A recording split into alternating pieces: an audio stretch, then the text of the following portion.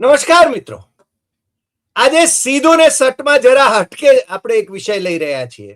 આપણી સાથે અભિજીતભાઈ વ્યાસ જોડાયા છે, જે ફિલ્મ ઇન્સ્ટિટ્યૂટ ઓફ ઇન્ડિયા પુણેની ના એ એલ્યુમનાઈ છે અને ફિલ્મ સમીક્ષક રહ્યા છે. ઘણી બધી કોલેજો સંસ્થાઓ એમને છે ને ફિલ્મ સમીક્ષક તરીકે ખાસ નિમંત્રણ આપતી હોય છે, કારણ કે ફિલ્મ વિશેનો એમનો અભ્યાસ, એમની દ્રષ્ટિ એ છે ને બહુ જ બધાને આકર્ષે એવી છે. અમે જ્યારે ઇન્સ્ટિટ્યૂટના ડિરેક્ટર હતા ત્યારે એમને વારંવાર અમારી ઇન્સ્ટિટ્યૂટમાં અમારા વિદ્યાર્થીઓના લાભાર્થે બોલાવતા હતા અને એ એમને સરસ રીતે ફિલ્મો વિશે સમજાવતા હતા. આજે જે વિષય આપણે લેવો છે એ વિષય એવો છે કે આજકાલ આર્ટ ફિલ્મો કેમ બનતી નથી, અને જો બને છે તો એ દર્શકો સુધી કેમ પહોંચતી નથી.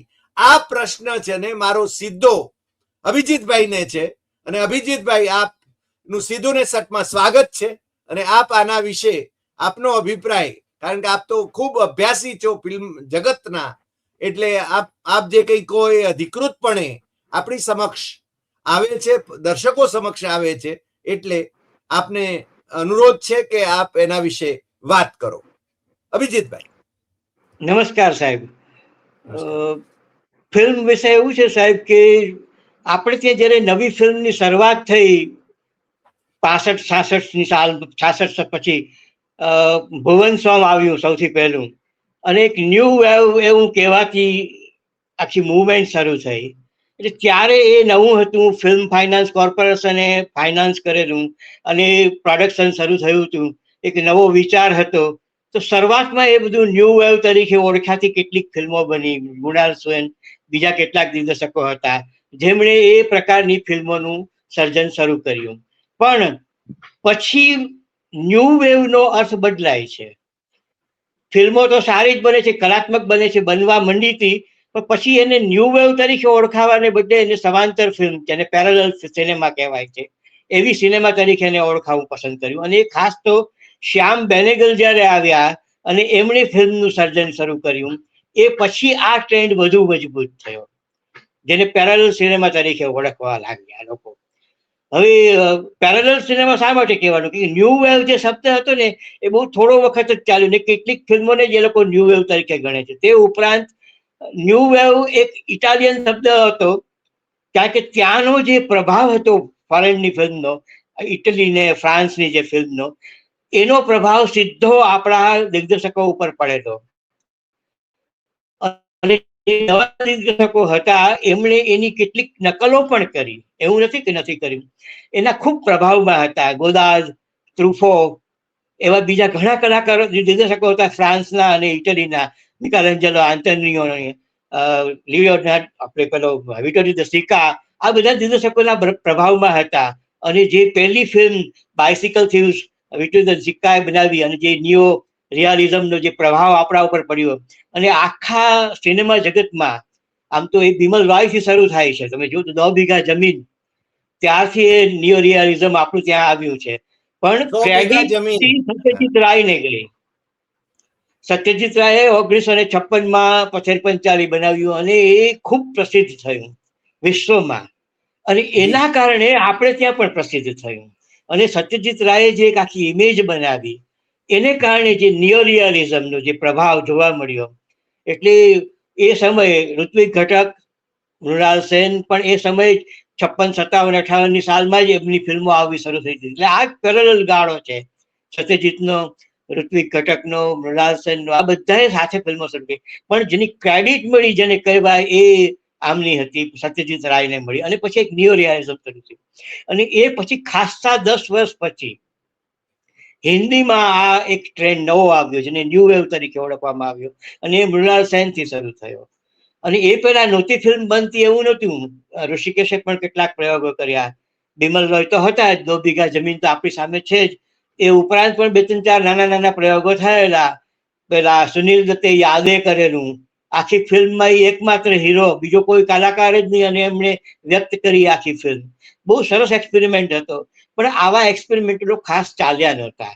2 વીઘા જમીનનો અલબત્ત ચોક્કસ પ્રભાવ હતો, અને એના કારણે બિમલ રોય સ્કૂલ ઊભી થઈ. જેમાં ઋષિકેશ મુખર્જી આવ્યા, પછી બાસુ ચેટર્જી, બાસુ ભટ્ટાચાર્ય અને છેલ્લે ગુલઝાર, આ બધા જની એક ટીમ ઊભી થઈ અને એ બધાએ ફિલ્મો બનાવી શરૂ કરી. પણ એ બધાની શૈલી અલગ અલગ હતી. તમે એ બધાને એક સાથે ન સાંકળી શકો. ભલે એ બધા ઉપર પ્રભાવ બિમલ રોયનો હતો, પણ એ બધાને એક સાથે ન સાંકળી શકો, કારણ કે બધાની શૈલી અલગ અલગ હતી. પણ જેને પેરેલલ સિનેમા કહીએ છીએ, સાવ જુદી જ, એ શ્યામ બેનેગલ થી શરૂ થઈ એમ હું માનું છું ને કહું છું. અને સૌથી પહેલી અંકુર એ બની. અને મહત્વની વાત એ હતી કે એ એક નિર્માતા, ખાનગી નિર્માતાએ બ્લેઝ સિનેમાએ એ ફિલ્મ પ્રોડ્યુસ કરેલી. એ ફિલ્મ ફાઇનાન્સ કોર્પોરેશન કે એનએફડીસી જે પછીથી સર્જાયું એના પૈસાથી નથી બની. એ નિર્માતાએ નિર્માણ કરેલી અને બની હતી. ને પછી તો શ્યામ બેનેગલે એની સિરીઝ શરૂ કરી. પછી નિશાંત આવ્યું, ચરણદાસ ચોર આવ્યું, મંથન આવ્યું, મંડી આવ્યું. મંડી તો પાછળથી આવ્યું, પણ પછી ઘણી બધી ફિલ્મો આવી. તો એ શ્યામ બેનેગલને જે સફળતા મળી એનાથી પ્રભાવિત થઈને બીજા અનેક દિગ્દર્શકો આવ્યા, જેમાં સુધીર મિશ્રા છે, કેતન મહેતા છે, પેલો કુંદન શાહ છે. જો કે કુંદન શાહની શૈલી આખી જુદી હતી, પણ એણે જે એક્સપેરિમેન્ટ એ સમયે કર્યા, જેમ કે જાને ભી દો યારો, એ કોમેડી હતી. એને તમે એ ન્યૂ વેવ ના કે એવા, પણ એણે જે કોમેડી રજૂ કરી એની શૈલી અત્યંત જુદી હતી. એ આ પ્રકારની શૈલી પહેલા આવી નહોતી. કિશોર કુમાર, મુકરી, એ બધા જૂની ફિલ્મોમાં બધી કોમેડી કરતા જ. આપણી પાસે ચલતી કા નામ ગાડી જેવી કોમેડી ફિલ્મ છે. તે ઉપરાંત ખાસ તો આ પેલી પડોસન જેવી ફિલ્મ પણ છે, એ તો ખાસથી પછી આવી. ચલતી કા નામ ગાડી તો બ્લેક એન્ડ વ્હાઇટમાં હતી, પણ પડોસન કલર હતી. તો એ પછીના વર્ષોમાં પણ કેટલીક કોમેડી ફિલ્મો આવી, પણ જેને કોમેડીમાં એક ન્યૂ શૈલી જેને કહેવાય, સ્ટાઇલ કહેવાય, એ આમણે કુંદન શાહે એસ્ટાબ્લિશ કરી. અને એ જાને ભી દો યારો આજે પણ એ જોઈએ છીએ તો જૂની લાગે છે, પણ એ સમયને આપણે યાદ કરીને જોઈએ તો એમ લાગે કે એમણે ઘણું સરસ કામ કરેલું. અને એ પછી તેમણે આપણે ઘણી ફિલ્મો બનાવી, કભી હા કભી ના, અભિજીતભાઈ, તેરી છેરી. આપણે કોલેજમાં ભણતા હતા ત્યારે છે ને જે ફિલ્મો જોયેલી, આમાંની હા. કેટલીક ફિલ્મો એ હજી પણ એનું સ્મરણ છે કે થિયેટરમાં કઈ રીતે જોયેલી એનું સ્મરણ થાય છે. પણ એ મને લાગે છે બજેટ નાનું બજેટ હશે એ ફિલ્મોનું મહદ અંશે એમ કહી શકાય. અને હવે બિગ બજેટ અથવા મેગા બજેટની ફિલ્મો થઈ રહી છે. હા, ત્યારે રો મટીરિયલની કોસ્ટ પણ થોડી ઓછી હતી અત્યારના સંદર્ભમાં, અને ત્યારે થિયેટરની અવેલેબિલિટી હતી. તે ઉપરાંત દૂરદર્શને જે કેટલાક શો કર્યા, કેટલીક ફિલ્મોના પ્રીમિયર જ દૂરદર્શન ઉપર થયા. જેમ કે એક ડોક્ટર કી મોત, જેનો આપણે ઉલ્લેખ કર્યો, એ આપણે તપન સિંહાની ફિલ્મ. તે ઉપરાંત મહેશ ભટ્ટની પેલી જન્મ, એ બીજી કેટલીક ફિલ્મો, એક રૂકા હુઆ ફેસલા બાસુ ચેટર્જીની, તો એ પણ આમાં જ આવી. દૂરદર્શન ઉપર જ એનો પ્રીમિયર થયો. આવી બધી ઘણી ફિલ્મો બની. પણ પછી જે બધા દિગ્દર્શકો આવ્યા, જેમ કે બાસુ ભટ્ટાચાર્ય આવ્યા, તો બાસુ ભટ્ટાચાર્યની પહેલી ફિલ્મ જુઓ તુમ્હારા કલ્લુ, અને એ પછી તરત જ તીસરી કસમ આવી. તો એની શૈલી જુદી છે. અને તીસરી કસમ પછી ફરીથી જ્યારે પોતે સાવ જુદી રીતે પ્રોડ્યુસ કરવા માંડ્યા, ડિરેક્ટ કરવા માંડ્યા, આવિષ્કાર, અનુભવ, ગૃહપ્રવેશ અને પેલી છેલ્લી નામ ભૂલી ગયો, એ બધી એની આખી શૈલી બદલાઈ જાય છે. એની સ્ટાઇલ જેને કહેવાય, અને હસબન્ડ એન્ડ વાઇફના જે સંબંધો, જે હ્યુમન રિલેશનશીપને જે રીતે એ રજૂ કરે છે, તો તીસરી કસમ તમે જુઓ છો અને પછીની ફિલ્મો જુઓ છો તો એમાં ઘણો મોટો ફેર છે. એવી જ રીતે બાસુ ચેટર્જી, તો પેલી એની ઉસ્કી રોટ, પેલી સોરી, એની પેલી ફિલ્મ હતી, નામ હું અત્યારે સોરી, એ જે હતી, અને એ પછી જે ફિલ્મો બધી આવી એમની પછી તો ઘણી, અને એ કેટલીક અંશે તો એ મેઇન સ્ટ્રીમમાં આવી ગયા એમ કહીએ તો પણ ચાલે, કારણ કે એને મનપસંદ જે બી દેવાનંદ અને ગિરીશ કર્નાડને લઈને પણ બનાવી, અને જૂની એની જોઈએ તો અમોલ પાલેકરને લઈને જે બનેલી કેટલીક ફિલ્મો છે, તો તેમ એમાં પણ એમને કોમેડીના જે કેટલાક પ્રયોગો કર્યા, જેમ કે છોટી સી બાત અશોક કુમાર વિદ્યાસિંહ અને અમોલ પાલેકરને લઈને કરી છે. એ બી આર ચોપરાએ પ્રોડ્યુસ કરેલી એકમાત્ર ફિલ્મ બી આર ચોપરા એવી પ્રોડ્યુસ કરી છે કે જ્યાં જુદી જુદી શૈલીની છે, અને એમાં એનો બિહારનો ક્યાંય પ્રભાવ નથી, પણ બાસુ ચેટર્જીએ સર્જેલી છે. તો આ બધી ફિલ્મો છે, એમાંની ઘણી કેટલીક થિયેટર ઉપર પણ એટલે રજનીગંધાના બાસુ ચેટર્જી અને છોટી સી બાતના બાસુ ચેટર્જી એવી અલગ અલગ છે. જી, અને પેલી એની જે બ્લેક એન્ડ વ્હાઇટ, મને અત્યારે નામ નથી યાદ આવતું, પણ એ જે એ બધાની શૈલીઓ અલગ અલગ છે. એક દિગ્દર્શક પણ પછીથી પરિપક્વ થયો. અને શ્યામ બેનેગરને તમે જુઓ તો છેલ્લી એની ફિલ્મો મમ્મો, પછી આ સરદારી બેગમ, એ બધી તો એમાં પણ જે ચેન્જ આવ્યો છે એક, અને તમે જૂની જુઓ અંકુર ને, એમાં જેનો આક્રોશ દેખાય છે, એ બધામાં ઘણો ફેર છે. અને કલયુગ એનું જે કોમર્શિયલ ફિલ્મ જેને કહેવાય, એને મેગા સ્ટાર, એમાં બધા મોટા કલાકારો, શશી કપૂર, રાજ બબ્બર, બીજા કલાકારો, રેખા રીધી, એ જે તફાવત છે. અને છેલ્લે એની ફિલ્મ લઈએ તો ઝુબેદા, મેગા સ્ટાર જેને કહી, જેમાં એને કરીના કપૂરને લીધી. ઝુબેદામાં પણ એટલે એ જે સ્ટાઇલ એને જે કરી છે જુદી જુદી, પછી ફરીથી એની સ્ટાઇલ બદલાય છે.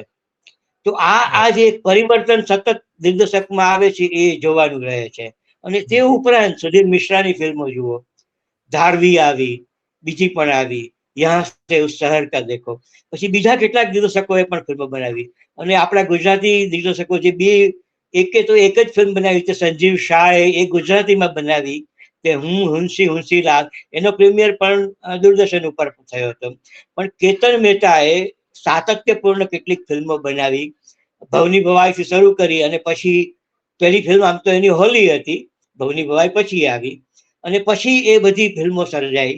એમાં જે એમણે પ્રયોગો કર્યા તો ક્યાંક એ જુદા પણ પડે છે. જેમ કે હીરો હીરાલાલ, તો એ જુદી શૈલીની છે. એ પાછી, અને માયા મેમ સાહેબ, તો એને ફરીથી પાછી જુદી રીતે તમે જોઈ શકો છો. તો આ જે ચેન્જ આવે છે એ જુદો છે. અને આ બધી જ ફિલ્મો, જેમ કે હીરો હીરાલાલ જેટલી સક્સેસ ગઈ કોમર્શિયલી, એ ભલે આર્ટ ફિલ્મ એને હું નથી ગણતો, કેતનની અત્યંત નબળી ફિલ્મ પણ ગણું છું, પણ માયા મેમ સાહેબ જેમ કે લઈએ તો બહુ જ સરસ, મને તો એ બહુ જ ગમેલી. એની અંદર જે સ્ટ્રક્ચર આવે છે, પણ એને કેટલા બધા કોમ્પ્રોમાઇઝ કરવા પડ્યા, જેમ કે શાહરૂખને લેવો પડ્યો. એટલે પેલી નેહા ધુપિયા જેવી અભિનેત્રી મને યાદ આવે છે કે એક વખત એને હું સ્ટેટમેન્ટ કરેલું કે આ ફિલ્મમાં તો કાં તો સેક્સ વેચાય છે, કાં તો શાહરૂખ ખાન વેચાય છે. એની વચ્ચે જે છે એ બધાને ખાસી તકલીફ પડે છે. તો આ બધાને તકલીફ પડે તે પણ એમાંના ઘણા થિયેટર સુધી પહોંચ્યા છે. પણ એક ખાસ વાત નોંધવાની જે છે, મને જે લાગે છે કે રિજિનલ સિનેમા, એટલે સાઉથમાં, દક્ષિણ તમિલ, કન્નડમાં, તેલુગુમાં જે એક્સપેરિમેન્ટ થાય છે એવા હિન્દીમાં ઓછા થયા છે. અને એ ફિલ્મો આપણા સુધી નથી પહોંચતી, એના કારણે આપણને ઘણી બાબતોનો ખ્યાલ જ નથી હોતો કે આવી પણ સારી ફિલ્મો સર્જાય છે. મનીષ શાન લઈ આવે છે જે ડબ ફિલ્મ્સ, એ દરેક ફિલ્મનો એક મેસેજ હોય છે સાઉથની ફિલ્મોનો. અને એમાં જે ટેકનોલોજી, કોર્પોરેટ કલ્ચર, લડાયક મિજાજ, સ્ત્રીઓને વધારે પ્રભાવશાળી રીતે રજૂ કરવી, મને લાગે છે આ ત્યાંની ફિલ્મોની કંઈક મને જે અનુભવાય છે એ વિશેષતા. એક્ઝેક્ટલી, એટલે મને એ જ યાદ આવ્યું કે જેમ કે તનીર તમિલમાં છે, એ પાણી એને જે રીતે એ વાત રજૂ કરી છે એને, તો એ બહુ સરસ છે. અને સાઉથ વાળા મને તો ઘણી વખત એવા લાગે છે કે અગ્રેસર, જેમ કે મણિરત્નમને લ્યો તો રોઝા, જ્યારે કોઈ આપણા આતંકવાદ વિશે ફિલ્મ નહોતી સર્જી અને કાશ્મીરના પ્રશ્નની ચર્ચા પણ નહોતી કરી, ત્યારે એને કાશ્મીરનો પ્રશ્ન લીધો. તો આ ભલે એને મેઇન સ્ટ્રીમમાં એ આખી બનાવી છે, એની સ્ટાઇલ પણ રોમેન્ટિક છે, એમાં જે ગીતો છે, જે રીતેની રજૂઆત થઈ છે, જેની સિનેમેટોગ્રાફી થઈ છે.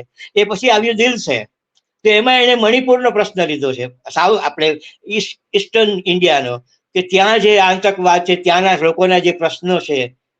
તો એ વાત હજી સુધી એ એરિયાને, એ વિષયને હિન્દી સિનેમાના લોકોએ સ્પર્શ જ નથી કર્યો એમ કહું તો ચાલે. એક જાનુ બરુઆ કેટલેક અંશે વાત કરતા, પણ એ જે જાનુ બરુઆએ જે બનાવી છે એ પણ આસામીમાં બનાવી છે, હિન્દીમાં નથી બની. તો એ આ મણિરત્નમે જે હું આ બે ફિલ્મને માઇલસ્ટોન ફિલ્મ ગણું છું, રોઝા અને બીજી દિલ છે, કે જેમાં બે, એકમાં કાશ્મીરનો છે તો એકમાં આપણે નોર્થ ઈસ્ટનો છે, જે આસામ ને જે 7 રાજ્યો છે એનો પ્રશ્ન છે. અને પછી આતંકવાદ વિશે, સોરી, આ જે હિન્દુ મુસ્લિમ કોમ્યુનલ સ્ટોરી જેને લઈએ આપણે કહીએ તો બોમ્બેમાં, એ બોમ્બે પણ બીજી ફિલ્મોની કમ્પેરિઝનમાં ખાસું વહેલું હતું. તો મણિરત્નમે આવી ફિલ્મો બનાવી અને એ સક્સેસ પણ ગયા. સારી રીતે. પણ એણે જે કોમ્પ્રોમાઇઝીસ કર્યા છે કલાકારો સાથે, હું એમ નથી કહેતો કે શાહરૂખ નબળો ખરાબ કલાકાર છે. શાહરૂખ ખૂબ જ સારો કલાકાર છે, એક એક્ટર તરીકે મંજાયેલો છે, સારી એક્ટિંગ કરે છે. અને એનો યોગ્ય ઉપયોગ તો આ લોકોએ યોગ્ય ઉપયોગ કર્યો છે. કેતને કર્યો, આમને કર્યો, મણિરત્નમે કર્યો, બીજાએ પણ કર્યો. તમે કઈ રીતે તમારા ટૂલ્સનો ઉપયોગ કરો છો એ અત્યંત મહત્વનું છે, અને એ દિગ્દર્શક ઉપર આપણે છોડવું જોઈએ. એટલે એવા મને ઘણા લાગે છે દિગ્દર્શક. અભિજીતભાઈ, હું એક દર્શક મિત્રોને જણાવું કે અભિજીતભાઈને છેલ્લી ઘડીએ મેં છે ને આજે જોડવા માટે વિનંતી કરી હતી, અને આમ તો એ એન્સાઇક્લોપીડિયા છે એટલે કોઈ પણ રેફરન્સ વગર અત્યારે આપણી સાથે વાત કરી રહ્યા છે. એમને વધારે સમય પણ નહોતો આપ્યો, અને છતાં એ વિષયની વાત આપણે આર્ટ ફિલ્મથી માંડીને કમર્શિયલ ફિલ્મ સુધીની આખી, અથવા તો ધારો કે નોર્થની, બોલિવૂડની અથવા ટોલીવુડની કે બીજી ઢોલીવુડની પણ આપણે વાત કરવી છે. ઢોલીવુડમાં હવે નવું નવું કંઈક આવી રહ્યું છે. અભિષેક કર્યો આ જે હેલ્લારોમાં જે કર્યું એને, એ ખરેખર સારું જ કર્યું છે અને પ્રોત્સાહન આપવા જેવું છે. અને રેવામાં જે થયું એથી ઘણું વધુ સારું થયું છે. રેવામાં ઘણા કોમ્પ્રોમાઇઝીસ મને જોવા મળ્યા છે, પણ અહીં થોડુંક કેટલાક અંશે સારું થયું છે. અલબત્ત એણે જે કેટલાક ફારસના મુદ્દાઓ જે લીધા છે એ થોડા ટાળી શક્યા હોત, વધુ સારી રીતે રજૂ કરી શક્યા હોત એવું ઘણી જગ્યાએ એવું લાગ્યું છે. પણ ખરેખર એ માણસને પહેલી ફિલ્મ માટે તો હું ચોક્કસ માર્ક આપીશ અને પ્રોત્સાહન પણ આપીશ કે એને ખૂબ સારું કામ કર્યું છે. હવે આમાં એવું છે હરિભાઈ કે દરેક બાબતમાં તમારા પોતાના અભિપ્રાયો તો રહેવાના જ છે, અને મારા પણ રીતે. પણ આપણે જયારે જોઈએ છીએ ત્યારે એણે શું કર્યું છે, આપણા અભિપ્રાયોને થોડા દૂર કરીને પણ એણે શું કર્યું છે એ જોવાનો, પ્રમાણવાનો જો પ્રયત્ન કરશું તો ફિલ્મની વધારે મજા આવશે. આ મારું મંતવ્ય છે. એટલે મેં ઘણી વાર ઘણી સ્ટોરી, જેમ કે આ ધ્રુવ ભટ્ટની તત્વમસી ઉપરથી રેવા સર્જાયું, તો તત્વમસીની નવલકથા પછી મેં અને કનુભાઈએ ફિલ્મ બનાવી, તો આપણે કેવી બનાવી એવી કનુ પટેલ ચિત્રકાર જે છે એની વાત કરું છું, ચર્ચા કરી. એમાં અમારા અભિપ્રાયો સાવ જુદા હતા. આ જે સર્જાઈ એ આખી જુદી રીતે સર્જાઈ છે. તો આવું જ બનવાનું જ છે. પણ જ્યારે મારે એની ચર્ચા કરવાની હોય ત્યારે મારે મારા પોતાના અભિપ્રાયોને દૂર મૂકીને, હા, અને સ્ક્રીન ઉપર જે દેખાય છે એને ધ્યાનમાં રહેવાના છે.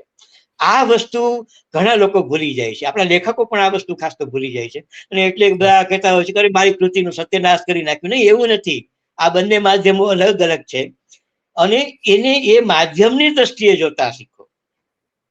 એટલે આ જેમ કે આપણે મધુરાઈ ઉપરથી કિંબલ રેવન્સવર્થથી પેલી વોટ્સ યોર રાશિ સર્જાઈ, અલબત્ત કેટલીક અંશે સાચી વાત છે મધુરાઈની કે ઘણી નબળી ફિલ્મ છે, પણ હવે દરેક દિગ્દર્શકનો પ્રયત્ન જે નબળી ફિલ્મ સર્જવા નથી, સબળી જ હોય છે, પણ એ ક્યારેક નિષ્ફળ જતો હોય છે. એના ઘણા કોમ્પ્રોમાઇઝ હોય છે. અત્યારે જે રીતે ફિલ્મો સર્જાય છે, સોરી, એ એટલી બધી મોંઘી હોય છે. ટૂલ્સ આપણા બહુ જ મોંઘા થઈ ગયા છે. રો મટીરિયલ મોંઘું થઈ ગયું છે.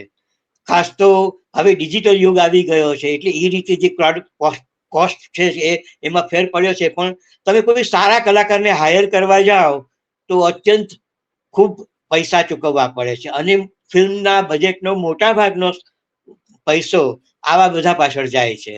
પ્લસ પ્રોપર્ટી, લોકેશન્સ, એના બધા આ બધી પાછળ ખાસો ખર્ચ થાય છે. તો એ જે દાખલા તરીકે હું એક જ દાખલો લઉં કે પેલું લંચ બોક્સના દિગ્દર્શકનું નામ મને જો કે અત્યારે યાદ નથી, પણ એ ખૂબ સારી ફિલ્મ હતી, નો ડાઉટ. પણ એ મેઇન સ્ટ્રીમમાં આવી, ભલે એને એટલી સફળતા ન મળી, એમાં કલાકારો મેઇન સ્ટ્રીમના નહોતા, પણ એને જે રીતે કોઈ પણ જાતના બીજા વિઝ્યુઅલ કોમ્પ્રોમાઇઝ વગર રજૂઆત કરી એ બહુ જ મને ગમેલી. ખાસ તો એનો અંત અત્યંત સૂચક હતો. ઘણા લોકોને એ નથી પકડાયો, કારણ કે એમાં જે સાઉન્ડ ટ્રેકની એક જે એક્સપેરિમેન્ટ કરવામાં આવ્યો હતો કે જે વસ્તુ ન દેખાતી હોય એનો અવાજ સાંભળીને તમારે અર્થઘટન કરવાનું છે. આ જે એક નવો એક્સપેરિમેન્ટ કર્યો છે એમણે, એ બહુ જ સરસ કરેલો. તો આવા એક્સપેરિમેન્ટ તો હજી થાય જ છે. ઘણા બધા દિગ્દર્શકો હવે અત્યારે તો રિટાયર થઈ ગયા છે, અથવા તો કેટલાક દિવંગત થઈ ગયા છે. ગિરીશ કર્નાડ ગયા, શ્યામ બેનેગલ વયા ગયા, બીજા કેટલાક જોન અબ્રાહમ ચાલ્યા, એ તો જોકે ઘણા વહેલા વયા ગયા તો પણ તો એ બધાની આપણે યાદ કરવા રહ્યા. એટલે અત્યારે જે નવો ફાલ છે, જેમ કે વેડનસડે, હું એને ખૂબ સારી ફિલ્મ ગણું છું, મને બહુ ગમેલી. એને નવો એક્સપેરિમેન્ટ કર્યો. ક્યાંક જો મારા અભિપ્રાયોને ગણું તો મને નબળી લાગી છે. પેલું જર્નાલિસ્ટનું જે કેરેક્ટર છે એ થોડું ઘણું નબળું લાગે છે મને. એને એ થોડું સક્ષમ બનાવી શક્યા હોત, પણ ઓવરઓલ આખી ફિલ્મને ખૂબ સરસ રીતે રજૂ કરી છે. અને એ કોર ઇસ્યુ એને મૂક્યો છે. તમે જુઓ તો આવા ઇસ્યુઓ આવે જ છે. અને ગુજરાતીમાં હા, હું પરેશને પણ યાદ કરીશ, પરેશ નાયકને, ધાડ ફિલ્મ માટે.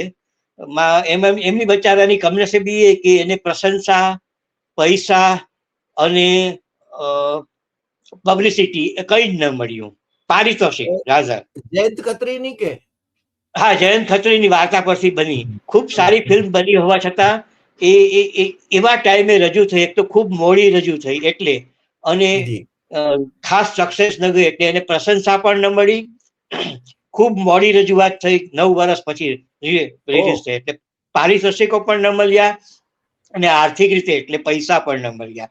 એટલે મને થોડુંક એવું થાય છે કે આ એક સારી કહેવાતી ગણાતી ફિલ્મને પણ આપણે ન્યાય નથી આપી શક્યા. એટલે આવું બધું તો બનતું હોય છે, લોકો સુધી પહોંચતું હોય છે. હવે છેલ્લું જે એક ઇકોનોમિકનો ભાવ હું ગણું તો ટિકિટના દર અત્યારે ખૂબ મોંઘા છે.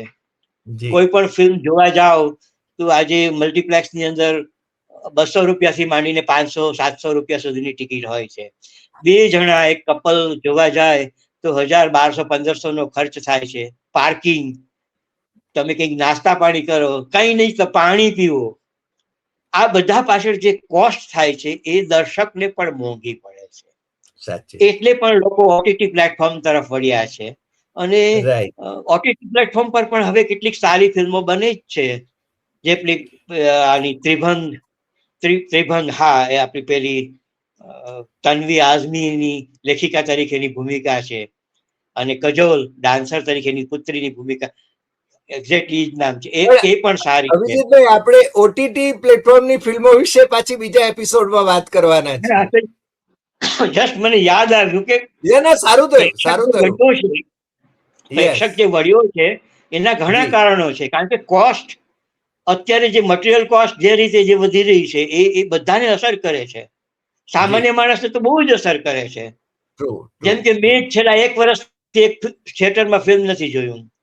હું પણ આ ટીવી ઉપર કે એવી રીતે ફિલ્મ જોવાનું પસંદ કરું છું. કારણ કે જવું આવું, મારી તો ઉંમરને કારણે પણ હું જવું આવું, બીજી રીતે પણ મને થોડીક તકલીફજનક હોય, એ જુદી વાત છે. પણ હવે ઘણી રીતે આ બધા પ્રોબ્લેમ્સ પણ ગણતરીમાં લેવા રહ્યા. જી, પણ આજે આપ ટૂંકી મુદતે પણ જોડાયા અને આપણા દર્શકોના લાભાર્થે આટલી સરસ રીતે વાત કરી. મને લાગે છે વ્યાપક ભૂમિકા ઉપર આપે વાત કરી. મને લાગે ફરીને પાછા આપણે જોડાઈશું ત્યારે ઓટીટી પ્લેટફોર્મની ફિલ્મો, પ્રોગ્રામ્સ, એના વિશે આપણે વાત કરીશું. આપ અમારી સાથે જોડાયા બદલ આપનો ખૂબ ખૂબ આભાર. અને દર્શક મિત્રો, આ તો અભિજીતભાઈ તો એન્સાઇક્લોપીડિયા છે. એમની પાસે તો ખજાનો છે. એમણે અનેક પુસ્તકો લખ્યા છે અને એમના પુસ્તકો પણ વાંચવા જેવા છે. અને એ અત્યારે પણ એટલા જ સક્રિયપણે, કારણ કે આપણે આપણી સાથે જયારે વાત કરતા ત્યારે એમના ટીવી સ્ક્રીન ઉપર પાછળ પણ એક ફિલ્મ ચાલુ હતી, જો હું ભૂલતો ન હું તો. હા, સૂરજ કા સાતવા ઘોડા. પછી પેલું જી, મને બહુ ગમતી ફિલ્મ છે શ્યામ બેનેગલની. જી જી જી. તો આપનો ખૂબ ખૂબ આભાર અને ફરી મળીશું નવા એપિસોડમાં નવા વિષય સાથે. નમસ્કાર. આવજો. આવજો.